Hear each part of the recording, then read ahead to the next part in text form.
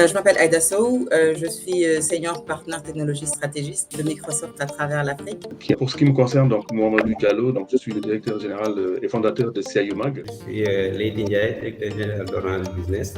Donc Orange Business veut être le partenaire de référence des entreprises dans la sous-région.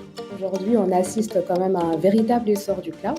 Selon PwC, aujourd'hui, la moitié des entreprises africaines ont déjà adopté le cloud dans la totalité ou la majeure partie de leur opération. Et 61% d'elles prévoient de faire migrer l'ensemble de leurs actifs numériques vers cette technologie dans les 2 prochaines années.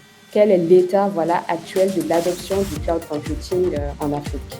La demande des services cloud est très forte, donc on note à peu près 25 à 30% de croissance de la demande. Ça montre quand même qu'il y a des perspectives très intéressantes sur le cloud. Effectivement, donc aujourd'hui, le taux d'adoption est autour de 50% pour les entreprises africaines qui sont conscientes de l'utilité de migrer vers le cloud. Donc c'est une tendance qui est forte et qui augmente année après année. Et par rapport aux pays, souvent c'est ça. Donc quand on fait le classement des pays les plus en avance, donc on trouve l'Afrique du Sud qui se détache très largement. En dehors de l'Afrique du Sud, il y a des pays comme le Maghreb, donc il y a l'Égypte, le Maroc qui sont très en avance, qui ont mis en place donc des centres de données qui sont très en avance.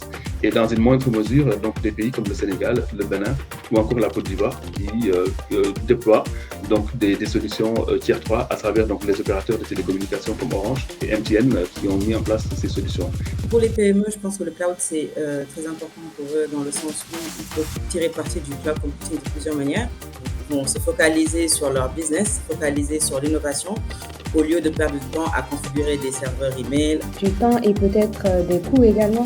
Également du temps et des coûts, eux payer au mois et réinvestir l'argent du CAPEX sur d'autres services dont ils auront besoin pour accélérer leur business.